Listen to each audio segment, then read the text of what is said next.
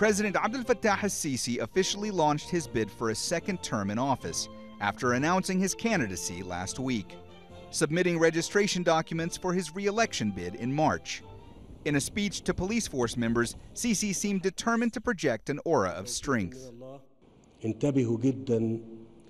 All Egyptians must remain alert. Some people want to divert our attention from the goals we have been working to achieve.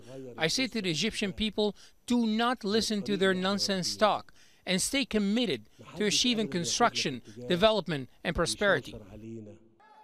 The rhetoric was similar in tone to promises made to voters during his first presidential election campaign in 2014, which the former military chief of staff won with 97% of the vote.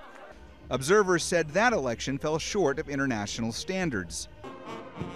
Since then, disillusionment with his rule has grown, along with a return to the authoritarian security state that prevailed under former President Hosni Mubarak. Sisi's remarks also came the day after one of his main potential rivals, Sami Anan, was arrested by soldiers. Army commanders say their former chief of staff committed violations when he announced his presidential bid without obtaining permits from the armed forces. Egypt's elections committee says he was removed from the ballot because it's illegal for military commanders to run for political office. Former Prime Minister and Air Force General Ahmed Shafiq had also announced his interest. Shafiq's lawyers say he's also been detained in Cairo. Another would-be candidate behind bars is Army Colonel Ahmed Qunsawa. A military court sentenced him to 6 years in prison after announcing plans to run for president. Some believe Sisi perceives the rivals as a threat to his presidency. Remember, this is a country where presidents don't leave by elections. They either die in power like Jamal Abdel Nasser, they're either killed like Anwar Sadat, or they're ousted by a mass movement like Hosni Mubarak.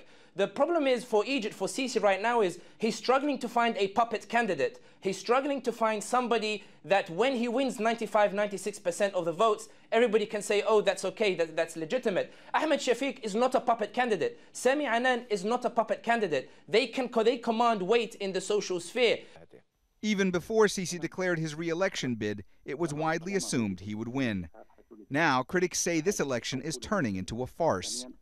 One more reason why, on the eve of the 7th anniversary of the beginning of the Egyptian Revolution, the brief experiment in democracy that began in Tahrir Square seems so very long ago. Mohammed, Jamjoom, Al Jazeera.